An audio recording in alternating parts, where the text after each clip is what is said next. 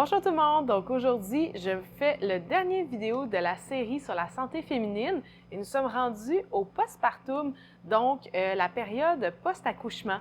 Il existe plusieurs solutions naturelles pour aider les femmes à récupérer en fait, parce que c'est sûr que toutes les étapes de accoucher, devenir maman et tout ça, c'est très exigeant pour l'organisme, mais il existe des belles façons d'aller supporter le corps dans sa récupération.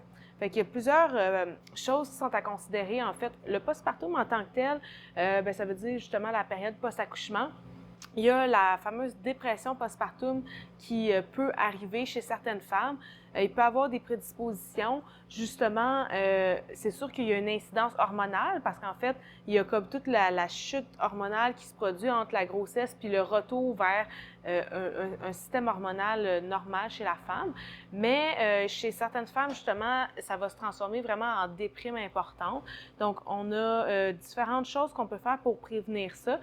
Premièrement, il y a eu des études qui ont démontré que les jeunes mamans qui avaient le plus de dépression postpartum, c'était celles qui avaient un moins grand volume d'oméga 3 au niveau du cerveau. C'est-à-dire qu'ils ont fait des études puis ils ont réalisé que les oméga 3, la prise d'oméga 3 aidait au maintien de la masse du cerveau. Puis, chez les personnes qui n'en consommaient pas ou pas suffisamment, la masse du cerveau, après la grossesse, pouvait rapetisser. Puis ça pouvait avoir une incidence parce qu'on sait aujourd'hui que la dépression, c'est une problématique neuro-inflammatoire, donc de l'inflammation au niveau du cerveau. Donc, les oméga 3, ils ont une dynamique non seulement anti-inflammatoire, mais aussi nourrissante parce que le DHA est une composante intégrante du cerveau et du système nerveux central. Donc, la prise d'oméga 3 peut aider justement sans dire que ça va tout régler, mais ça peut aider à prévenir la dépression postpartum, justement en aidant le cerveau à maintenir son équilibre. Donc, les oméga 3, j'en ai parlé, on peut en prendre durant la grossesse. On va arrêter à partir de la 36e semaine de grossesse environ pour prévenir les potentielles hémorragies durant l'accouchement. Mais par la suite, une fois qu'on a accouché, on peut reprendre la prise d'oméga 3 pour aider justement à la récupération. Donc ça, c'est super intéressant à savoir. Puis les oméga 3, justement, là, on conseille un minimum de 1000 mg de EPA DHA par jour. Donc, on peut prendre une gélule, mais on pourrait aller jusqu'à 2 dans un contexte comme ça. Ensuite, c'est super important, j'en parle dans plusieurs vidéos sur la santé féminine et la santé générale, mais c'est très important d'aller nourrir l'organisme avec des plantes qui sont reminéralisantes parce que quand on est enceinte, le bébé va prendre les nutriments de la maman. Donc, si la mère n'en a pas assez dans son alimentation, elle peut éventuellement développer elle-même des carences. Donc, ça va impacter sa santé, justement, post-accouchement. Donc, qu'est-ce qu'on peut faire pour aider à reprendre tous ces nutriments-là? C'est des infusions reminéralisantes. Je vous en ai déjà parlé. Avoine, ortie, deux excellentes plantes à connaître. On fait des infusions prolongées, donc on essaie de les infuser toute la nuit si possible, pendant plusieurs heures, parce que c'est là que tous les minéraux vont aller dans l'eau. On va infuser 2 cuillères à table de chaque dans 1 litre. Non, excusez-moi, 4 cuillères à table, parce que c'est 1 cuillère à table par tasse, en fait. Donc, dans 1 litre, il y a 4 cuillères à table. Ça fait 4 cuillères à table de chaque par litre. Et on laisse infuser ça toute la nuit. On peut ajouter là-dedans du framboisier. Parce que le framboisier, en fait, quand on est en post-accouchement, va aider, en fait, il agit comme un tonique utérin. Puis c'est important aussi parce qu'il y a tous les organes qui étaient déplacés par le bébé, bien, il faut qu'ils se remettent en place. Puis des fois, un accompagnement en ostéopathie, par exemple, peut être vraiment bénéfique pour prévenir des problématiques comme justement des déplacements d'organes qui ne se replacent pas exactement à la bonne place ou le plancher pelvien qui peut être perturbé par l'accouchement, etc. Mais on peut aussi aider avec le framboisier pour agir comme un tonique qui va aider comme les organes à reprendre leur structure initiale, si on pourrait dire. Puis il y a aussi la tisane merveilleuse, justement, de la gamme Montréal végétale, qui est faite pour la période post-accouchement. Ça contient ortie, avoine, framboisier. On a aussi de la mélisse pour, justement, le système nerveux. Je vais en parler dans une seconde. Puis le basilic sacré pour supporter la gestion de stress et l'accouchement. Fait que c'est le genre de choses qu'on peut utiliser là, vraiment pour aller supporter de façon globale.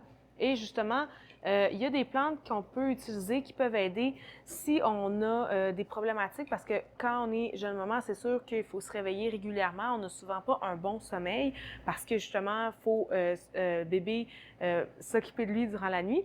Donc, la mélisse peut être un bel outil parce qu'elle va supporter, à diminuer l'anxiété, supporter le sommeil aussi, la gestion de stress. Donc, elle peut aider tout le soutien du système nerveux. Fait que chez une personne qui a justement de la difficulté à avoir un sommeil de qualité, puis que ça peut donner des impacts sur l'émotivité, puis la manière dont on se sent en général, la mélisse va aider avec justement le lâcher-prise, le bien-être en général. On peut la prendre en infusion ou en teinture. Si on la prend en teinture, il faut juste voir si on allaite ou non parce que c'est dans l'alcool. Donc, si on allaite, on va seulement la mettre dans l'eau un peu à l'avance pour laisser évaporer l'alcool. Mais sinon, il y a aussi l'option de l'utiliser en tisane. Et puis, pour terminer aussi, très important d'aller manger suffisamment de protéines parce que les protéines vont être essentielles à la récupération de tous les muscles, de tous les organes, de tous les tissus. Puis ça va avoir un impact dans la récupération générale suite à justement un accouchement ou même après une chirurgie ou un événement éprouvant finalement pour l'organisme. J'aime beaucoup la protéine Garden of Life All-in-One parce que ça contient pas juste la protéine, ils ont rajouté aussi de la poudre de légumes, poudre de fruits, puis ça équivaut en fait à comme si on consommait une multivitamine combinée à une poudre de protéines.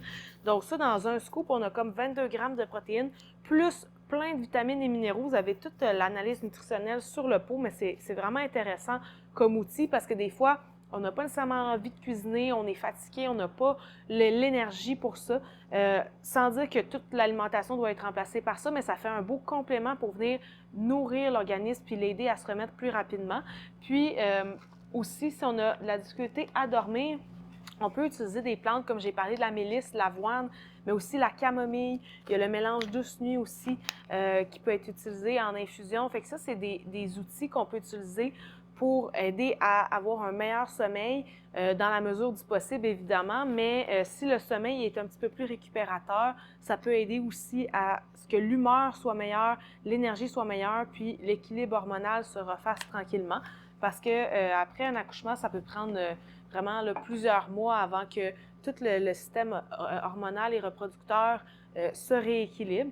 Fait que c'est important d'aller supporter le plus qu'on peut avec protéines, des nutriments, des oméga-3, puis toutes sortes de bonnes choses pour le corps avec une alimentation la plus nutritive possible. Donc évidemment, si vous avez des questions, vous avez des besoins de plus de détails, bien, passez en magasin pour vous faire conseiller. Puis je fais aussi de l'accompagnement privé pour les personnes qui veulent être accompagnées là, vraiment de façon plus personnalisée et adaptée à leurs besoins. Donc sur ce, j'espère que vous avez apprécié la vidéo. N'hésitez pas à partager avec des jeunes mamans que vous connaissez qui pourraient avoir besoin de ces informations-là. Merci, au revoir!